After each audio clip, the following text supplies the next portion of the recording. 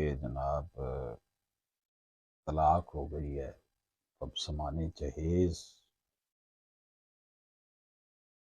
कैसे लिया जाए साबका खामन से।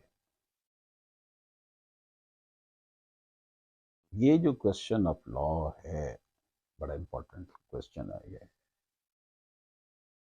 अब इसके लिए आप, ज़ाहिर है जो खातून है उसने फैमिली कोर्ट में एक दावा दायर करेगी जिसमें बताए कि जनाब मैंने इस वक्त शादी हुई, इतने बच्चे पैदा हुए और ये डाइवोर्स हो गई है, खुला हो गई है, जैसे भी डिसोल्यूशन ऑफ मैरिज हुई है, ये चीज़ें मेरे घर वालों ने, वालदैन ने मुझे जहेज में दी थी, उसके साथ लिस्ट लगाए। अब लिस्ट जो लगाएं उसमें वो तफसील लिख देंगे, ये भी दिया था, ये भी दिया था, ये भी दिया था। आला अदालतों का ये फैसला आ चुका कि लिस्ट लगाने की भी ज़रूरत नहीं है। वालदैन कुछ ना कुछ तो ज़रूर अपने बच्चियों को देते हैं, पाकिस्तान का कल्चर ही ऐसा है। लेकिन आप लिस्ट ज़रूर लगाएं, लिस्ट बनाएं, उसमें वो चीज़ें लिखें, लेकिन झूठ मत लिखें। साबका खामद को नीचा दिखाने के लिए झूठ ना लिखें। अगर झूठ लिखेंगे कि जी ठीक है जी हम 50 लाख का सामान लिख देते हैं, बाप आपका रक्षा चला रहा हो और समाने जहेज आप कहें जी मैंने 50 लाख का मेरे अब्बा ने मुझे दिया था, तो क्या ऐसा फिजिबल है? ये झूठ मत लिखें। किसी के कहने पर, किसी भी वकील के कहने पर, किसी दोस्त के कहने पर मत झूठ लिखें। झूठे पर खुदा की लानत होती है। आपका अपना केस ही खराब हो जाएगा। आप कहेंगे जी ठीक है हमने 20 लाख लिख देते हैं, चलो 10 लाख तो मिल ही जाएगा ना, इसको ज़रा मज़े चखाए, क्योंकि ज़रा दुश्मनी पैदा हो चुकी होती है। वो मियाँ बीवी जो एक दूसरे का लिबास होते हैं, जो यक जान दो कालब होते हैं, जब उनकी सेपरेशन होती है तो वो एक दूसरे के इतने दुश्मन बन जाते हैं कि जिसका तसव्वुर नहीं किया जा सकता। और इस तरह फिर झूठा आपको सामान जहेज आपका मिलेगा, लेकिन आप सच्ची लिस्ट बनाएं, जनाब ये था, ये था, ये था। झूठी बनाएंगे ना तो उसमें आपका अपना ही नुकसान हो सकता है कि क्रॉस एग्जामिनेशन जब होगा, जिरा होगी, हो सकता है कि आपसे जो सवाल पूछे जाए आप उनका सही जवाब ना दे सके। मसलन आपकी शादी हुई है जो है वो 1996 में, तो 1996 में एलईडी तो नहीं था ना, आपने लिख दिया एलईडी मुझे दिया है मेरे बाप ने, तो एलईडी 1996 में कहाँ था? वो तो वीसीआर का दौर था, टेलीविजनों का दौर था, इलेक्ट्रा का दौर था, सोनी का दौर। फिर आप वो चीज़ें लिख दें, आप लिख दें जी 98 में शादी हुई है, मेरे वालिद ने मुझे जो है ना वो फलां कंपनी का मोबाइल फ़ोन दिया था। तो ये ऐसी हरकतें ना करें। सच्ची लिस्ट बनाएं, जो वाक़ई दिया था वो अदालत उसको देखेगी, क्रॉस एग्जामिनेशन होगा, आपने अपनी गवाहियाँ पेश करनी है, आपके साबका ख़ावंद ने अपनी गवाहियाँ पेश करनी है, वहाँ पर डिसाइड होगा। उसमें वीडियो फिल्म तस्वीरें दिखाई जाएंगी, जनाब ये जहेज़ की तस्वीरें बनी हुई हैं, ये लोग गवाह थे उस वक़्त, इनके ऊपर जिरा कर लें कि ये दिया था या नहीं दिया था। तो अदालत फिर ऑर्डर करेगी कि जनाब ये सामान इसका जिस हालत में है इसको दे दिया जाए, या इसकी इतनी कीमत बनती है वैल्यू, क्योंकि ज़रा डेप्रिशिएट हो जाता है सामान की। अगर वो कीमत खातून मांग रही है तो वो तो ज़ाहिर है 20-25 साल के, 15 साल 20 साल अगर इस्तेमाल हुआ तो उसकी वैल्यू क्या रह जाएगी। तो फिर अदालत एक वैल्यू भी डिटर्मिन करती है, या तो इसको सामान दिया जाए या इसको ये वैल्यू दी जाए, तो फिर उसे वो सामान जहेज मिल जाता है। कोशिश करें दोनों पार्टीज, मर्द हो या खातून, इस तरह के मामलात में तमाशा ना एक दूसरे को बनाएं, क्योंकि ज़िंदगी बहुत थोड़ी है। अगर औलाद भी है और सेपरेशन हो चुकी है और जहेज का केस चल रहा है अदालतों में, तो बच्चों के अंदर नफ़रत पैदा हो जानी है। माँ ये समझती है कि मैं बच्चे मेरे पास हैं, मैं बाप के ख़िलाफ़ इनके दिल में नफ़रत भरूँगी, वो उस पर कामयाब भी हो जाती है। लेकिन ये सोचें कि वो तो उसकी औलाद है, आज नहीं तो कल उसका दिमाग दुरुस्त उसके साबका खामंद का हो जाएगा, तो बच्चों की वेल विशर वो बन सकता है।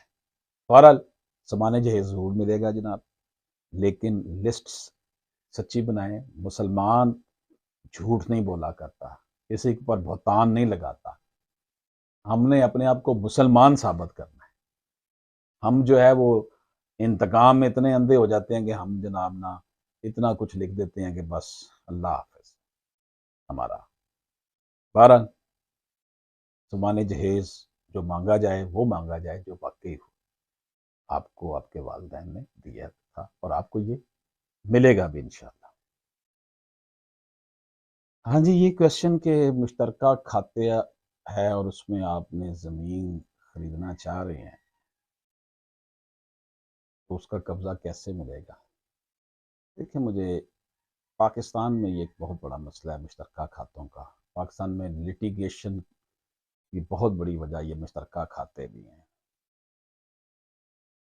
और इस वजह से सैकड़ों लोग हर साल कत्ल भी हो जाते हैं मुश्तरका खाते के मसाइल की वजह से। तो मुश्तरका खाते की ज़मीन अगर कोई है और आपको खरीदना चाह रहे हैं, तो फिर मुझे आप ये बताएं कि कब्ज़ा कैसे आपको मिलेगा? कैसे वो एलोकेट होगा? कैसे उसकी हद बरारी होगी? कैसे वो कहा जाएगा कि जनाब ये टुकड़ा आपका है? क्योंकि वो तो है ही मुश्तरका खाता। तो जब तक मुश्तरका खाते को तक़सीम नहीं कर लिया जाता, उस वक़्त तक आपको पोज़ेशन कैसे मिलेगा? अगर आप अपनी मर्ज़ी से पोज़ेशन किसी भी टुकड़े का ज़मीन का ले भी लेंगे, बाद में जब उसकी तक़सीम होगी, हो सकता है आपने वहाँ पर पैसे लगाए हों, मिट्टी डाली हो, कल्टीवेट ज़मीन को किया हो, वहाँ पे डेरा बना लिया हो, ट्यूबवेल लगा लिया हो, कोई गोदाम बना लिया हो, लेकिन बाद में वो तक़सीम में आपके हिस्से में ना आए, तो फिर उसका क्या उसकी फ़ेट होगी।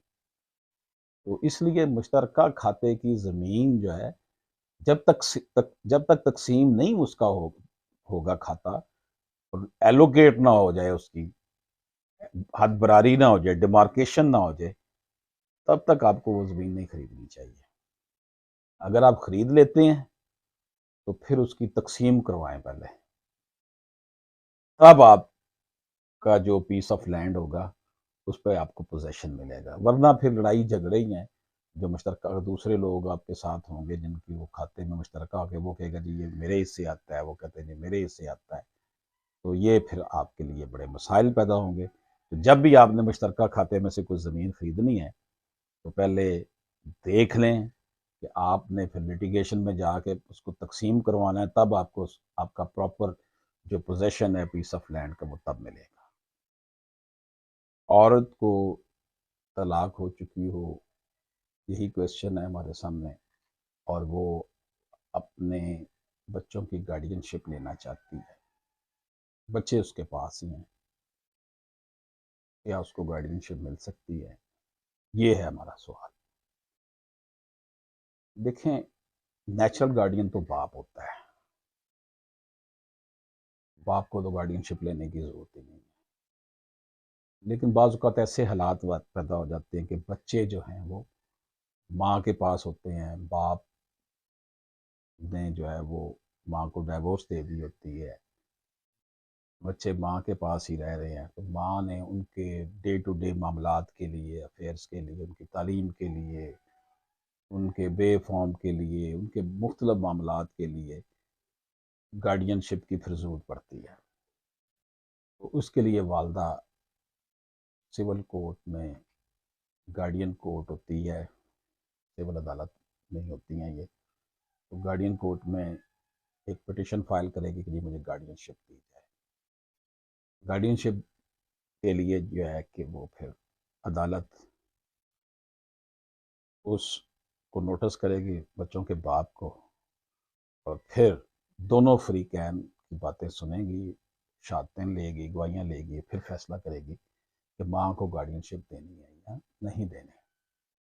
तो आप अगर अपनी ज़िम्मेदारियाँ पूरी नहीं कर रहा, मुल्क से बाहर है या क्रिमिनल है, जेल में चला गया है, या बच्चों को खर्चा नहीं दे रहा, अपनी ज़िम्मेदारियों से भाग गया है, और बच्चों के ज़िम्मेदारियाँ निभाने के लिए माँ को बच्चों की गार्डियनशिप की अशद ज़रूरत है, तो अदालत इन तमाम पहलुओं पर गौर करते हुए इंशाअल्लाह उसको गार्डियनशिप सर्टिफिकेट जारी कर देगी।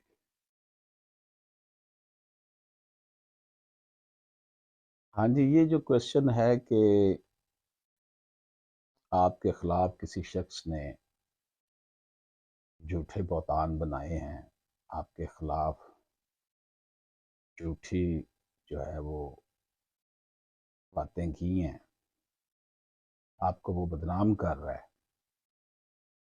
इसके लिए कोई उसने अखबार में कोई इश्तिहार दे दिया आपके ख़िलाफ़, या कोई ऐसी दरख्वास्त थाने में दी है आपको बदनाम करने के लिए जो हक़ाइक़ पर मबनी नहीं है, इससे आपकी हैसियत को नुकसान पहुंच रहा है, आपकी रेपुटेशन दागदार हो रही है, माशरे में और कानून की नज़र में और आपकी फैमिली की नज़र में आपको जो है वो गिराया जा रहा है, तो इसके लिए फिर आप जो है वो डैमेजेस का दावा करेंगे। दावा के दिला पाने के जनाब, मेरे ऊपर इसने झूठे इल्ज़ामात लगाए हैं।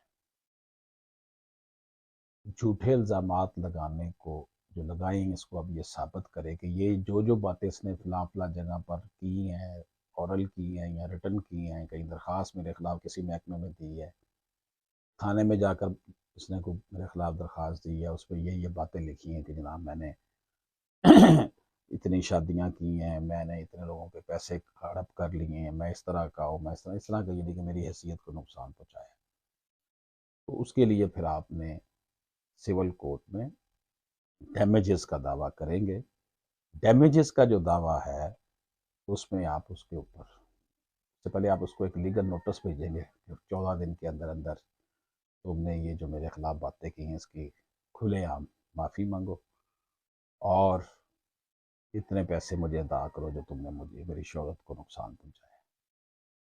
तो वो अक्सर लीगल नोटिस का जवाब लोग नहीं देते, तो लीगल नोटिस के बाद फिर आपने दावा करना अदालत में कर देना है, उसमें कोर्ट फीस लगती है। दावे में आप यही सारी बातें लिखेंगे जो लीगल नोटिस में भी दी होती हैं कि जनाब मेरे इस केस हरकत की वजह से मुझे कितना नुकसान उठाना पड़ा है, मेरे बच्चों की तरफ भी ये बातें गई हैं, मेरी फैमिली, मेरे ख़ानदान, मेरी माशरे में रिस्पेक्ट और मेरे प्रोफेशन, इनको नुकसान पहुँचा है। आप उसे कहेंगे जनाब, इसे कह के मुझे 10 करोड़ पे हर्जाना अदा करे या साबित करे जो इसने ये कहा है। तो ये बड़ा एक पावरफुल किस्म का दावा होता है और ऐसे लोग फिर जिन्होंने झूठ बोला होता है वो भागते हैं, फिर मिन्नत तरले पे उतर आते हैं। तो ये इसका इलाज है कि अगर आपके खिलाफ कोई इस तरह की हरकत करता है तो आप उसका इस तरह जवाब दें। हाँ जी, ये प्रोपोज़िशन, ये क्वेश्चन जो है बड़ा इम्पोर्टेंट है कि जब आप अपना केस अपने वकील साहब को दे देते हैं तो फिर आपने अपने वकील साहब से कैसे रब्ता रखना है और उनसे एक्सपेक्ट क्या करना है। मैं यहाँ पर आपकी खिदमत में एक बात अर्ज़ करूँ। हालात इतने बिगड़ चुके हैं हमारे माशरे के कि किसी को किसी के ऊपर एतबार नहीं रहा। जब सगे बाप, सगा भाई अपनी बेटी बहनों का हक़ विरासत खा रहा हो, ना दे रहा हो, तो फिर आम आदमी पर एतबार तो वैसे उठ जाता है।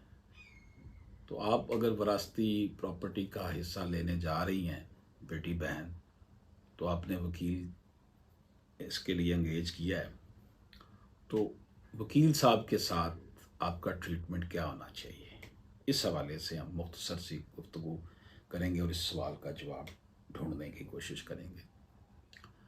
देखिए, सबसे पहली बात तो यह है कि आपने जो भी वकील साहब की हैं पहले खूब गौर फिक्र करके करें, उनको सोच विचार कर लें, टाइम बेशक लगा लें, लेकिन नशिस्त कर लें वकील साहब से अच्छी खासी। लेकिन याद रखें, जब आपने अपने वकील साहब कर लिए हैं केस के लिए, फिर उनके ऊपर ट्रस्ट करें, उनको मशवरे ना दें, क्योंकि मशवरे वकील ने देने होते हैं, आपने नहीं देने होते। वकील साहब को पता होता है कि केसेस को कहाँ स्लो करना है, कहाँ फास्ट करना है। क्योंकि विरासती प्रॉपर्टी के केसेस में ख़ास तौर पर जब दुश्मन जो है वो कोई और नहीं है, सगा बाप या सगा भाई है, तो ऐसी सूरत में वकालत कितनी मुश्किल हो जाती है।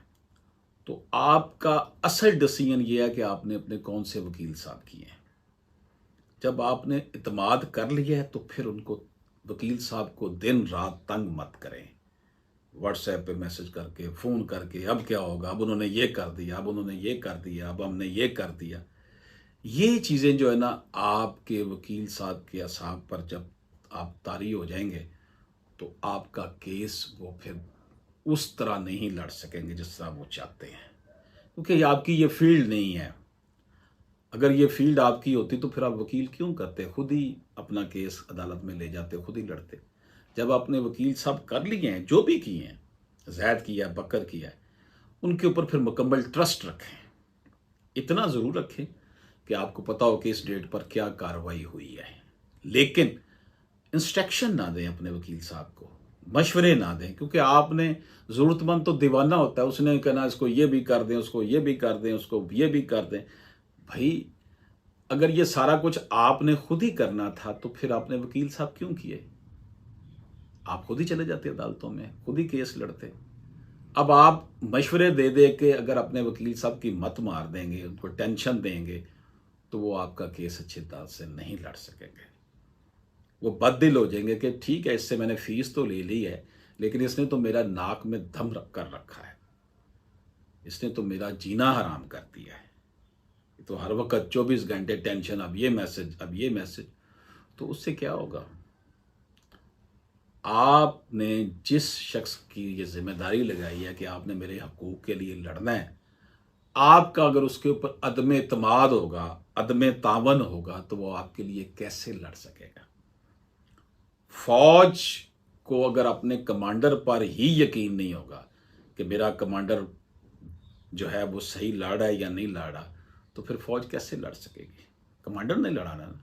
तो अब कमांडर को ही अगर फौजी इंस्ट्रक्शन देगा कि कमांडर साहब, जनरल साहब, आप अब ये करें, आप दाएं मुड़ जाएं, आप बाएं मुड़ जाएं, तो फिर उसने आपका केस खाक लड़ना है। ये रवैया बड़ा अफसोसनाक है। एक तो हमारा निज़ाम में अदल व इंसाफ इंतहाई कमज़ोर है, स्लो बहुत है, मसाइल हैं बड़े। केस सिविल कोर्ट में अगर आपके खिलाफ हुआ है, फिर डिस्ट्रिक्ट कोर्ट में ख़राब हो गया, हाई कोर्ट पे जाकर उसने ठीक होना होता है। ये 3 स्टेजेस हैं। लेकिन ये जो विरासती प्रॉपर्टी के क्लाइंट्स होते हैं, वो चाहते हैं जी बस अगर हम पहली अदालत में नहीं जीते तो आगे कैसे जीतना है। ये जो रवैया है ना, ये जब केस अपने वकील साहब को देते हैं तो उस वक्त वो बड़े सबमिसिव होते हैं कि जी ठीक है, मेहरबानी करें, हमारा ये काम। लेकिन जैसे केस चलना शुरू होता है, वो कहते हैं जी वो हो अभी तक हमें हिस्सा हमारा मिला नहीं। भाई, बाप ने 50 साल नहीं दिया, भाई ने 30 साल से दबा कर बैठा हुआ है, तो अदालती निज़ाम देखें आप। तो मैं आपको ये, मेरी ये राय है, तजर्बात की रोशनी में, आप अपने वकील साहब से ज़रूर पूछें कि आप क्लाइंट हैं कि सर क्या हमारा केस इस वक्त किस स्टेटस पर है, लेकिन मशवरे ना दें।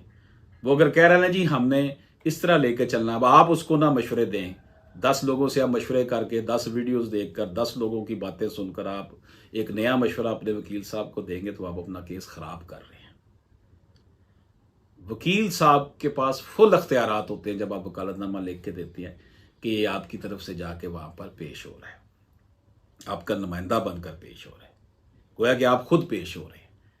तो इसलिए मेरी ये जो बातें हैं तजर्बात की रोशनी में, आप वाकई चाहते हैं कि आपका केस मजबूत रहे और आपके वकील साहब अच्छी तरह केस लड़े, तो ये सिलेक्शन करते वक्त सोचें कि आपने वकील साहब जो करने हैं वो कैसे हैं, किस तरह के हैं, क्या नहीं है।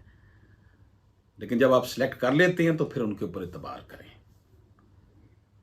उम्मीद है कि आप मेरी इन मारूज़ात पर गौर करेंगे, और जब आपने केस करना है, किसी तरह का भी केस हो, तो अपने वकील साहब पर एतबार करना सीखें। बहुत शुक्रिया।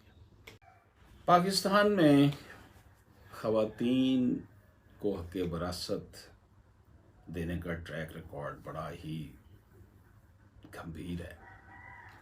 ख़वातीन को विरासती हक़ नहीं दिया जाता। अब ख़वातीन ब्याही जाती हैं, अपने घरों को चली जाती हैं, माँ बाप अगर फौत हो चुके हों तो वो भाइयों से अगर अपना विरासती हक़ मांगती हैं तो भाई जो है वो नाराज़ हो जाते हैं, गुस्सा करते हैं। भाभियाँ कहती हैं कि अब इस घर में कदम ना रखना, तुम हमसे हिस्सा क्यों मांग रही हो। लेकिन उधर से औलाद उसे कहती है कि माँ, हमारे ननिहाल वाले खुशहाल हैं और आपको विरासती हक अगर मिले तो हम भी खुशहाल हो सकते हैं। तो ये बच्चों का मुतालबा को बुरा नहीं है, कुरान और सुन्नत के मुताबिक है कि आपको आपका हक मिलना चाहिए। जो हक मेरे अल्लाह पाक ने दिया है, कुरान ने दिया है, नबी पाक सल्लल्लाहु अलैहि वसल्लम ने अल्लाह पाक से लेकर हमें दिया है, तो फिर उससे महरूम किया जाना कितना बड़ा जुल्म है। इतना बड़ा ये जुल्म है कि जो अपनी बहन या बेटी का हक विरासत मारता है उसकी बख्शिश नहीं है, ये गुनाह कबीरा है।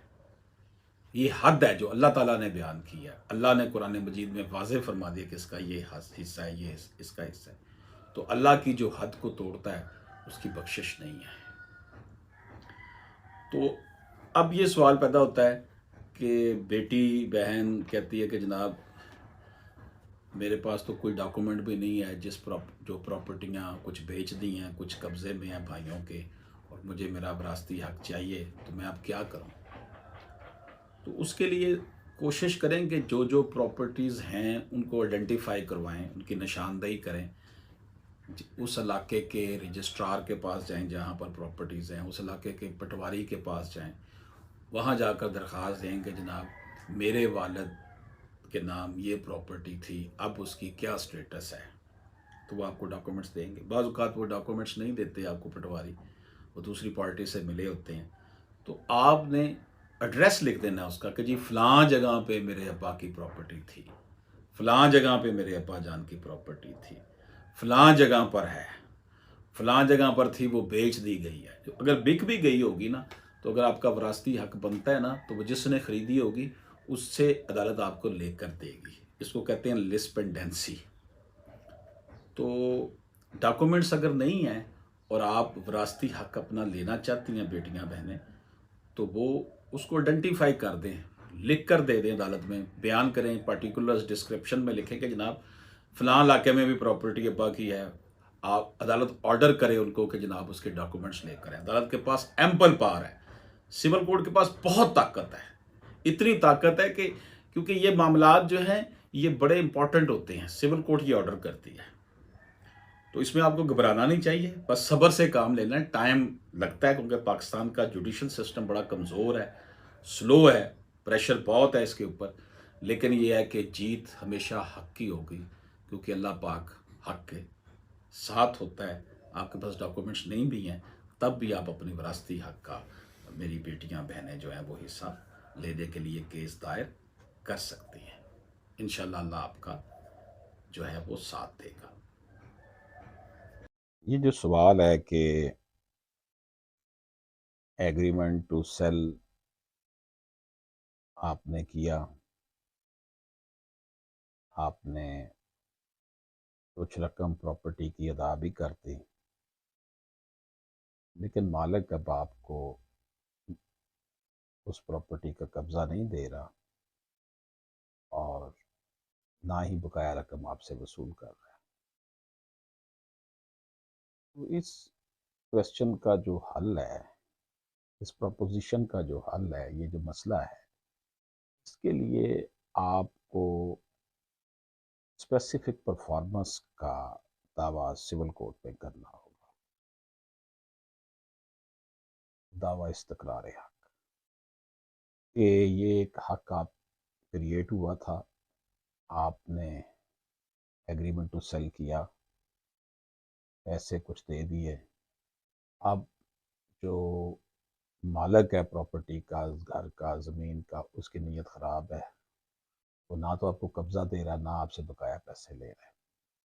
तो इसके लिए फिर आपको स्पेसिफिक परफॉर्मेंस का दावा करना पड़ेगा सिविल कोर्ट में। इसमें कोर्ट फीस भी लगती है और इसमें ये होता है कि आप स्टांस देते हैं जाकर अदालत में कि जनाब मेरे साथ इसने एग्रीमेंट किया, अब वो उस एग्रीमेंट को पूरा नहीं कर रहा। और इसमें यह भी होता है कि फिर आपने जो बकाया रकम वो नहीं ले रहा होता, बैलेंस रकम जो भी आपने अदा करनी होती है वो भी आपने फिर अदालत में जमा करवा देनी होती है, अपनी सच्चाई साबित करने के लिए, अपनी बोनाफाइडी साबित करने के लिए कि जनाब मैं तो इसको पैसे दे रहा हूँ, ये नहीं ले रहा। ये आपने फिर स्पेसिफिक परफॉर्मेंस का दावा करेंगे तो अदालत फिर दोनों पार्टीज को बुलाकर शहादतें लेगी, एविडेंस लेगी और फिर उसको डिसाइड करेगी। तो इस तरह का जब भी कोई मसला बने कि आपने एग्रीमेंट को किया है, दूसरी पार्टी उस एग्रीमेंट को पूरा नहीं कर रही, तो उस एग्रीमेंट को पूरा करवाने के लिए आपको स्पेसिफिक परफॉर्मेंस का दावा करना होता है। हाँ जी, ये बड़ा अच्छा जो है प्रपोजिशन है, प्रपोजिशन ऑफ लॉ है कि आप जो हैं वो एक ऐसे केस की जो है वो आपको उसका सामना है कि एक शख्स ने आपके खिलाफ अदालत में जाकर केस कर दिया कि जी इसने मुझसे ज़बानी वायदा किया था ये घर बेचने का और मैंने इसको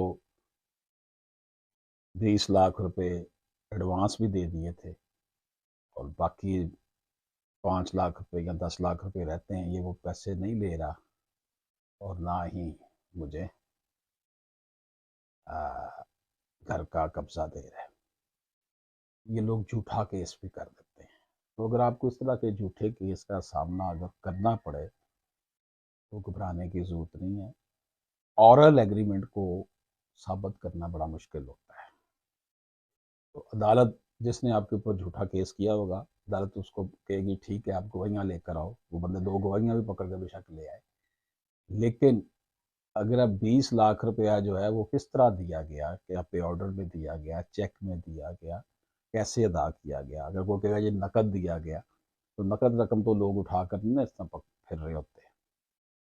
तो हालातों वाक़यात को देख कर कि अगर आपको ऊपर किसी ने ऑरल एग्रीमेंट का ज़बानी मुआहदा का केस कर दिया है कि आप उसकी तामील नहीं कर रहे, तो आपने घबराना नहीं है, हौसले से काम लेना है और सच्चाई इंशाल्लाह ताला हमेशा खुलकर सामने आती है। आप ऐसे केस का सामना करें और वहाँ साबित करें जनाब कि मेरा इसके साथ कोई ज़बानी मुआहदा नहीं हुआ था, ना इसने मुझे कोई पैसे दिए हैं। ज़बानी मुआहदा पेश जो साबित करना होता है कि कब हुआ, कहाँ हुआ, किन लोगों के सामने हुआ, जिन लोगों के सामने हुआ है वो फिर अदालत में उनको बुलाया जाएगा, उनके ऊपर जिरा होगी, क्रॉस एग्जामिनेशन होगी और फिर ये सारी बातें देखी जाएंगी और अदालत फिर कंक्लूड करेगी कि आपके खिलाफ ये जैली दावा किया गया है या सच्चा दावा किया गया है। तो इसलिए इसका हल यही है कि अगर आपके खिलाफ कोई बंदा कह देता है जी एग्रीमेंट टू सेल किया है मेरे साथ इसने, या ज़बानी मेरे साथ कोई इसने ऐसी बात की है, मुझे प्रॉपर्टी नहीं दे रहा, झूठ मूठ उसने आप पे इल्ज़ाम लगाया, तो उसमें फिर आपको ये जो उसका स्टांस है उसको गलत साबित करने के लिए जो वो गवाहियाँ लेकर आएगा ऑरल एग्रीमेंट की, उनको क्रॉस एग्जामिनेशन में जिरा में जो है ना उसको आपने फिर गलत साबित